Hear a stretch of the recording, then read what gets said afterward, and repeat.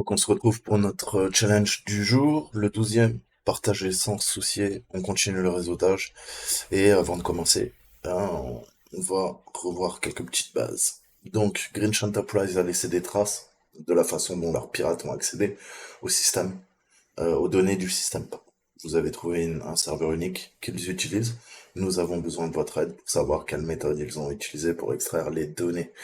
Donc on a une adresse IP, la 148.130, qui génère un trafic inhabituel, pardon, je vais y arriver. Nous soupçonnons fortement que Grinch Enterprise l'utilise pour accéder à nos données. Donc on utilisera une map, on va continuer pour découvrir quels sont les services en cours sur le serveur. Ok, donc on va faire du scan de port sur la machine, on avait revu quelques bases, hein, et je vous avais dit, vous vous rappelez, que n'importe quel Windows, hein, Microsoft, bloque les pings par défaut. Donc on doit ajouter notre petit PN, sinon ça ne va pas marcher. Je m'explique.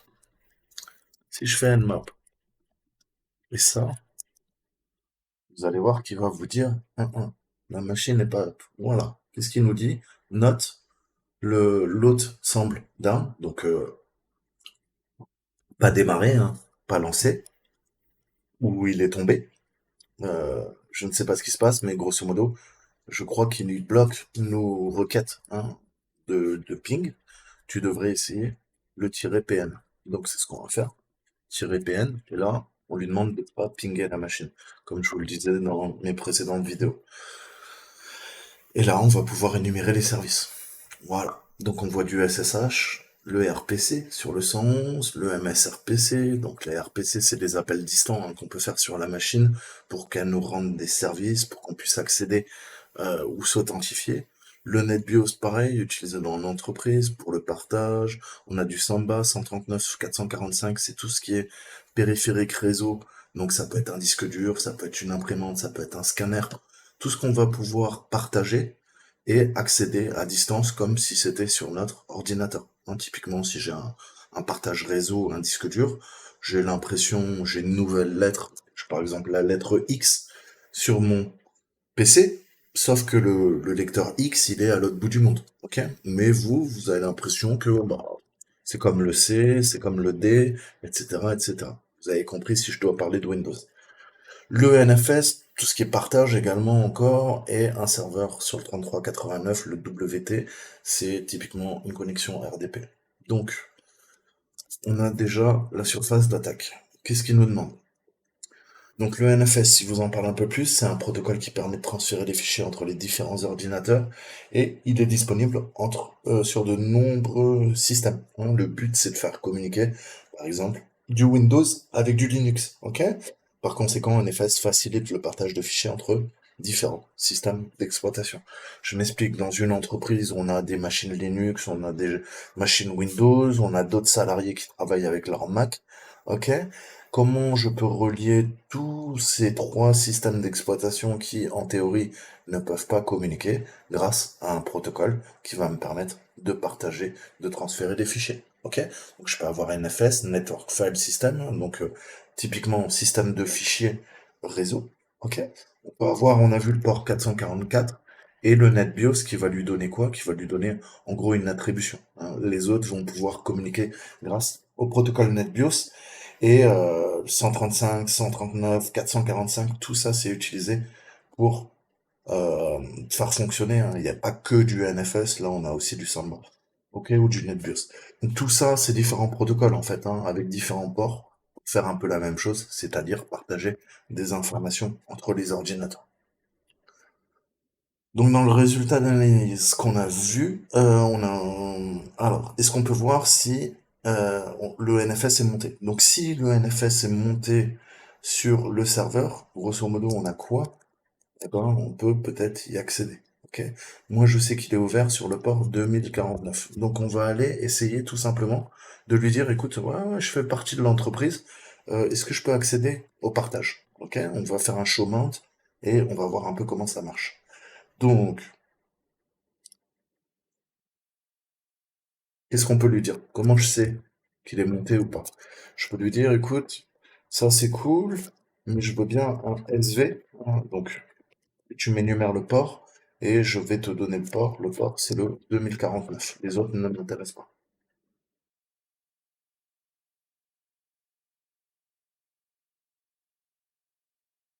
Ok?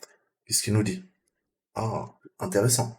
Avant, il nous disait uniquement, bah écoute, ouais, en TCP sur le port 2049, le port est ouvert et il y a bien du NFS. Là, il nous dit la même chose, mais là, par contre, il nous dit service. Pourquoi? Parce qu'on a fait SV. SV énumère les services avec la version. Ok? Service version. Ok? Service version. S, V. S tout le temps en petit, V tout le temps en majuscule. P, tous les ports, 65 535, P 2049, je veux uniquement le port 2049. Ok. Donc il me dit, bah écoute, ouais, il y a un RPC hein, qui tourne là-dessus, et il est monté. Ok, donc s'il est monté, ça veut dire que on peut caler le port de Nmap en tant qu'NFS, ou avec du service monté. Bon, on a vu, 49, pardon. Ok. Donc maintenant, qu'est-ce qu'on peut se faire? Comme je vous disais, on a la commande show mount. Donc comme je vous disais, on a la commande show mount, en fait, hein, qui va nous permettre de faire tout ça. Et vous voyez, c'est assez simple. Dans le terminal, qu'est-ce qu'on fait? Donc des fois, il faudra faire un sudo, ok? Et on lui dit, bah écoute, tiens, à telle adresse IP, tu me fais un export. Je veux connaître la liste d'exportation, c'est-à-dire qu'est-ce qu'il y a présent sur le partage réseau, ok? On va se faire ça.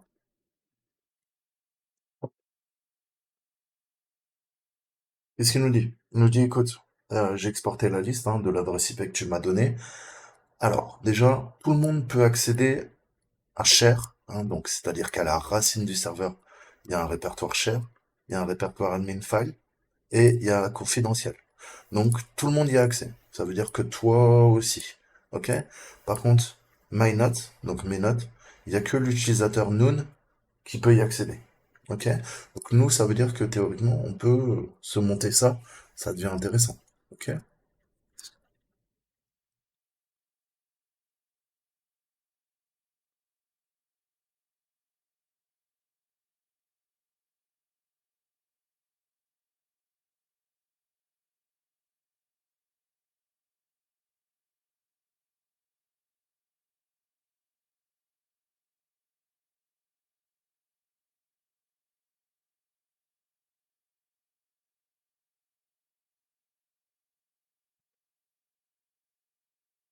Donc on va voir comment on peut monter hein, les lecteurs. C'est intéressant. Ça, c'est la première commande, c'est pour énumérer. D'accord? Énumération me dit ce que j'ai là-dedans. Donc, on va travailler dans TMP. Hein. Vous savez que TMP, c'est pas mal parce que dès que je redémarre mon ordinateur, tout s'efface. Ok? Je vais même faire un peu de nettoyage. RM étoile, je lui demande de supprimer étoile. Tout ce qu'il y a. Ok? Là, il me dit, écoute, c'est un peu compliqué, il y a des répertoires, des sous-répertoires. Donc je lui dis, ok, tu forces et tu fais du récursif. Et là, pas de problème. Voilà, tout a disparu de TMP. Donc maintenant, je vais lui dire mkdir, make directory. Je lui dis, crée l'arborescence, le dossier. On va faire TMP, TMP. Allez, on va pas s'emmerder. Ok? Ensuite, qu'est-ce que je peux faire? Je peux lui dire, bah, écoute, tu vas monter, donc mount. La syntaxe, c'est quoi? C'est l'adresse IP. Non, pas de chance. 30, 130. Ok. Alors, qu'est-ce que je vous ai dit? Je vous ai dit à la racine, il y a quoi? Il y a un partage share. Ok? Donc la syntaxe, c'est deux points, partage, la racine, et qu'est-ce qu'on a vu? On a vu share. Ok? Par exemple, et je lui dis, bah tu le montes là dans mon TMP.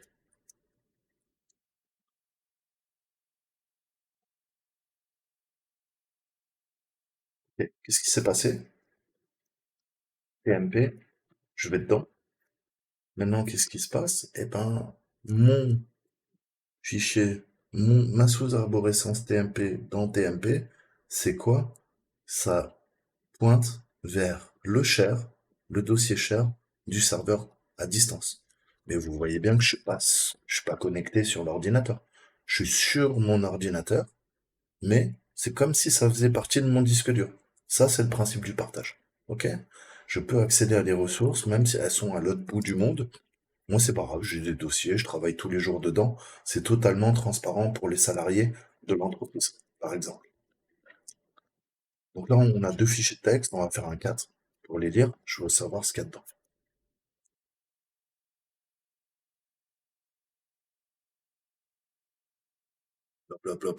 Bla. Ouais, ils ont fait du rembourrage. C'est du blablabla. Ouais, c'est du texte aléatoire. Bon, ok. C'est euh, c'est pour faire beau. Donc rien de bien intéressant à 132 et on a 2060. Ok.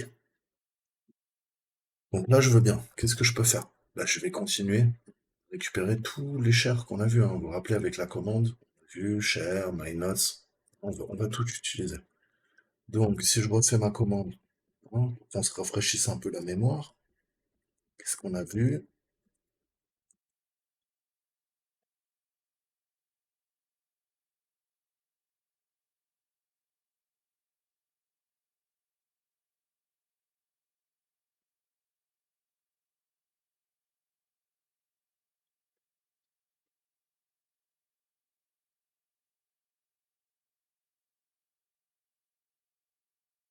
On a vu share. Bon, maintenant, je vais lui demander quoi? Je vais lui faire un sudo demande. Ok. Je vais dire, écoute, ton share, c'est bien, mais je veux maintenant admin file. Ok.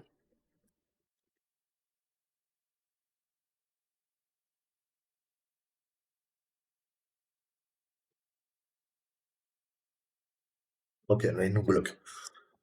Donc, on va faire séquentiellement. Je passe au suivant. Le suivant, il s'appelle quoi? My notes. Donc, je teste tout. Je veux récupérer un maximum d'infos. Voilà.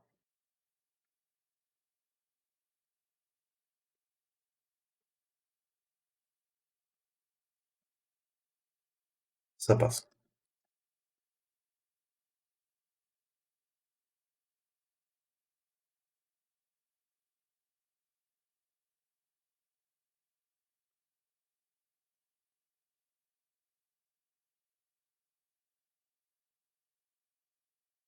Même.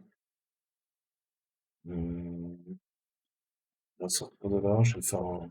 Je vais dire. Je vais créer TMP1. Et je recommence ma commande parce que je crois que ça a merdé. On va lui dire dans TMP1. TMP1.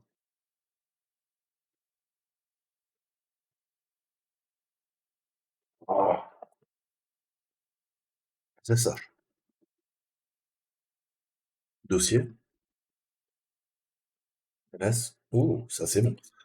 Donc, qu'est-ce qu'on a? On a un répertoire SSH. Grosso modo, sous Linux, sous Windows. Ok? Euh, Dans votre. Alors, sous Windows, ça sera dans votre quoi? Hein, dans C, user, Toto, le hacker. Ok? Là, il y aura quoi? Il y aura à la racine, ok, il y aura un fichier caché qui s'appelle SSH. Ok?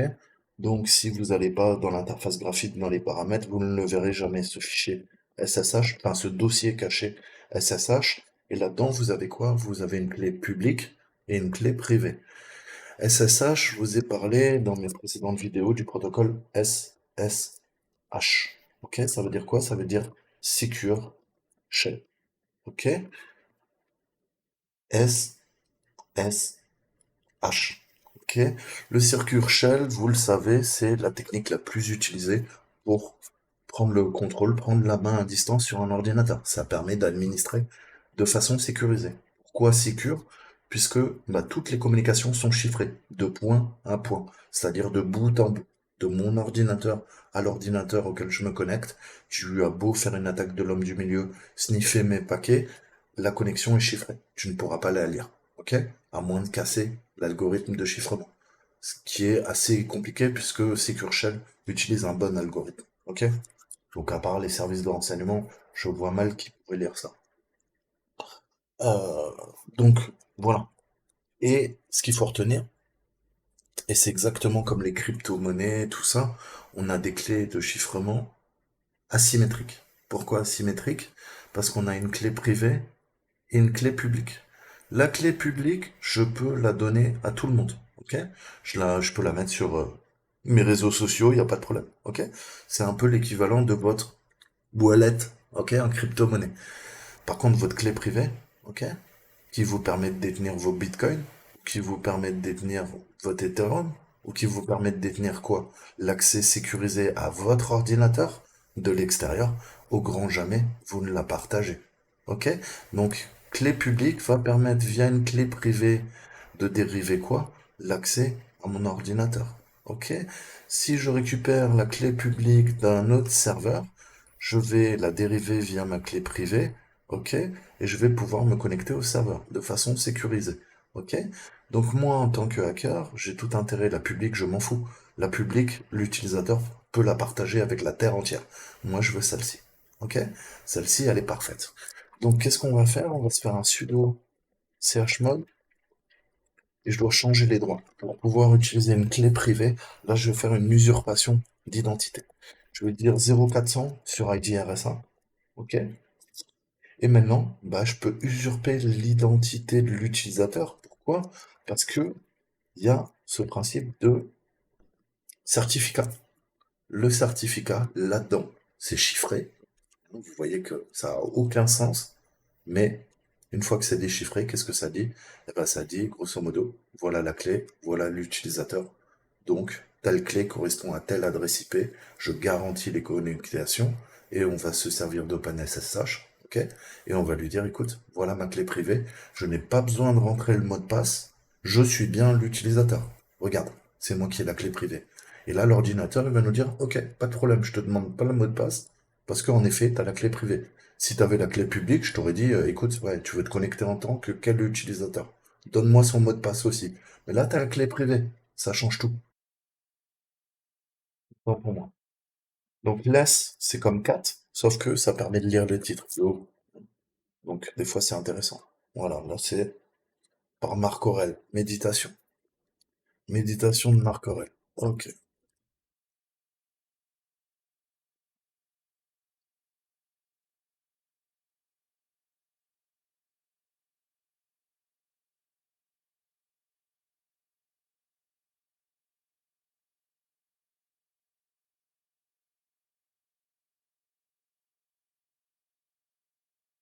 Alors, là, il nous demande la somme. On a un logiciel, en effet.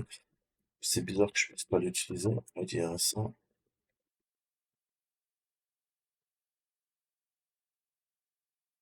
Donc il faut que je trouve l'utilisateur.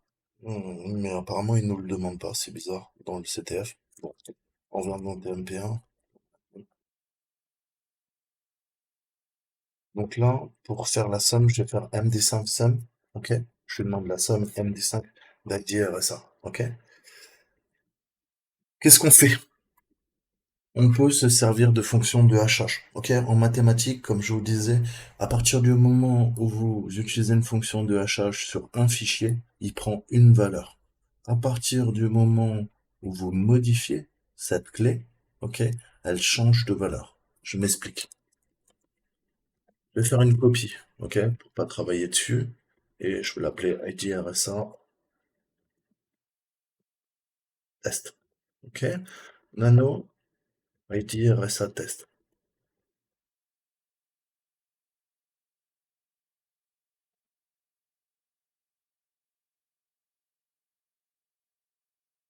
ok? Qu'est-ce que je fais? Je supprime juste un caractère. Allez, deux pour la forme, ok? Si je fais maintenant quoi?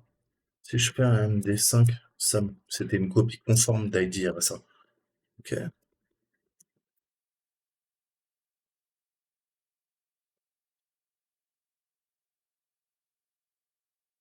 Vous voyez bien que j'ai modifié juste deux caractères, et pourtant, le H n'a plus rien à voir.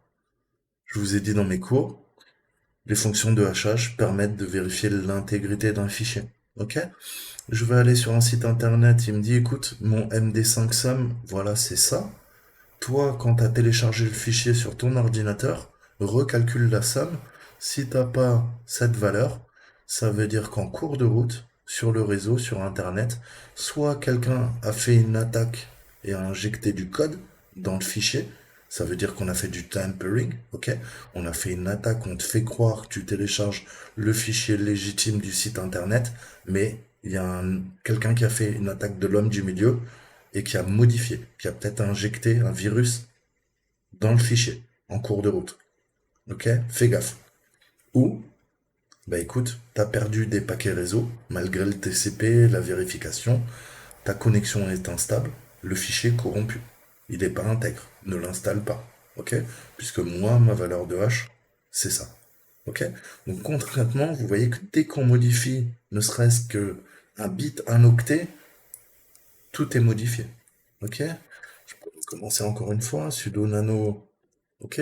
J'en rajoute juste un, hein, il y en avait quatre, pour rappel. Ok? Je sauvegarde. Je recommence. La valeur a encore changé. Étrange. Revenons comme on était au début. Qu'est-ce qu'on avait? On en a encore un. Je sauvegarde. Oh, qu'est-ce qui s'est passé? Voilà. Retour à l'état initial. Intégrité garantie. Comprenez? Dès que vous modifiez, on sait, ça peut être utilisé en défense. Ok?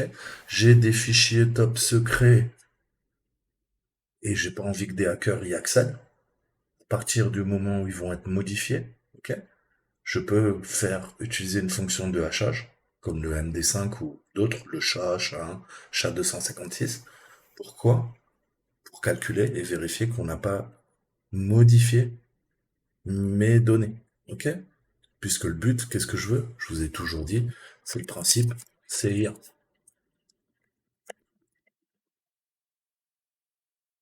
Hmm. La triade CIA. Pourquoi ils me l'ont? Confidentialité, intégrité, disponibilité. Je vous l'ai déjà sorti cet article. Ok? Donc, confidentialité, j'ai pas envie qu'on y accède. Si on y a accédé, on a peut-être modifié l'intégrité, je peux vérifier. Et disponibilité, ok? Cette fameuse triade, CIA, ok? Donc moi, mes fonctions de hachage, ça me permet de faire ça, ok? Et j'ai vérifié, là, ok, elle est intègre, ok? Dès que je modifie quelque chose, on a un problème,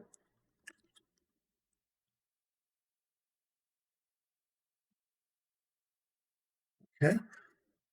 Donc il semble que Grinch ait oublié ses clés. Alors, est-ce que ça sera pas Grinch? Tiens, c'est une bonne question, ça. C'est marrant qu'il ne nous demande pas d'accéder à la machine avec la clé SSH. Donc ça, c'est tout ce qu'on a fait ensemble. On voit que quand ça échoue, hein, il y a des mécanismes d'authentification. Je ne peux pas monter. On a vu que Nodes, il me dit Access denied by server. Hein. Accès bloqué par le serveur quand j'essaye de monter tatati tatata. Ok. Donc maintenant, vous savez faire un export, c'est-à-dire lister un partage réseau, savoir ce qu'il y a dedans, et vous savez, à partir d'un Linux, quoi, monter les répertoires que vous voulez, grâce à la commande main. Retenez bien ça, vous allez vous en servir tout le temps. Ok? Donc combien d'actions? Je pense que c'est 4. Je comprends pas comment c'est traduit. Monte tout le monde, on a vu, on en avait que 3. Ok? Comment je sais ça? Parce que je vous ai dit 3 everyone unknown. On va revoir. Je monte. Ok? 1, 2, 3, 4 dans l'ensemble.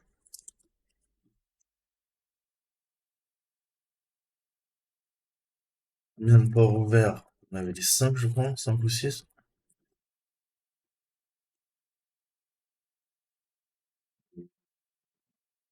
Voilà, je vais retourner sur le home. Ça laisse, ça laisse. Oh putain,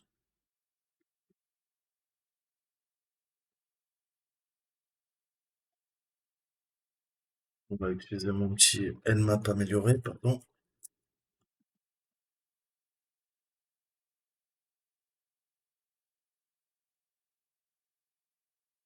1, 2, 3, 4, 5, 6, 7, pardon.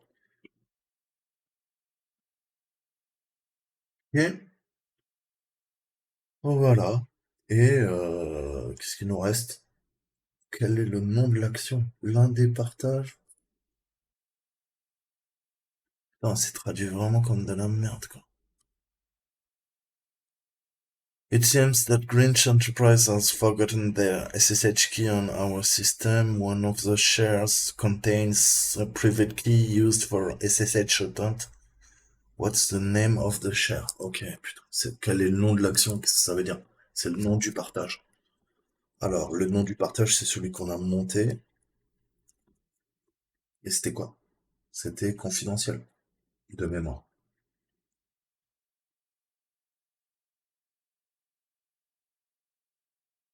Voilà. Donc, retenez bien ça, c'est comment? Je vous dis, c'est super, super important.